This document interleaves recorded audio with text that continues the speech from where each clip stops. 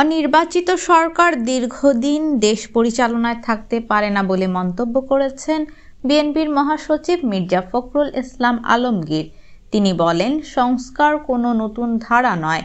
কেউ যদি দাবি করে যে আমরাই প্রথম সংস্কার নিয়ে আসছি, তাহলে এটা ভুল।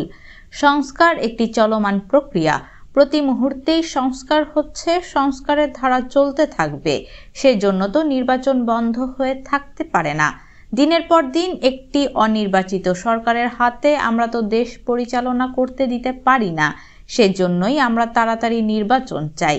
শনিবার ২৮ ডিসেম্বর জাতীয় প্রেস ক্লাবের আব্দুস সালাম হলে জাতীয় গণতান্ত্রিক পার্টির উদ্যোগে আয়োজিত বহুদলীয় গণতন্ত্রের প্রবক্তা, স্বাধীনতার ঘোষক শহীদ প্রেসিডেন্ট জিয়াউর রহমানের স্বাধীনতা সার্বভৌমত্ব রক্ষা ও ২০২৪-এর ছাত্র জনতার অভ্যুত্থানের চেতনায় সকলকে ঐক্যবদ্ধ করে সকল ষড়যন্ত্র প্রতিহত করার আলোচনা সভায় প্রধান অতিথির বক্তব্যে কথা বলেন তিনি। মির্জা ফখরুল ইসলাম আলমগীর বলেন, আমাদের সম্পর্ককে একটা ভুল ব্যাখ্যা দেওয়া হয়। সেটি হলো বিএনপি নাকি ক্ষমতায় যাওয়ার জন্য তাড়াতাড়ি নির্বাচন চাচ্ছে।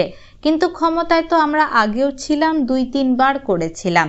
আল্লাহ চাইলে আবার ক্ষমতায় আসব। ক্ষমতার জন্য আমরা রাজনীতি করি না।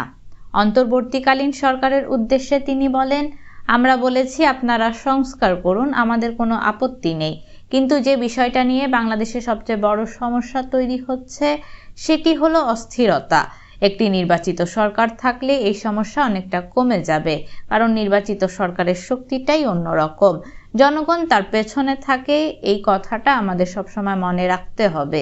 বিএনপি মহাসচিব আরও বলেন, আমরা সংস্কার চাই, আমরা সংস্কার সবচেয়ে বেশি চাই, কিন্তু দীর্ঘকাল অনির্বাচিত সরকারের হাতে ক্ষমতা থাকা উচিত নয়।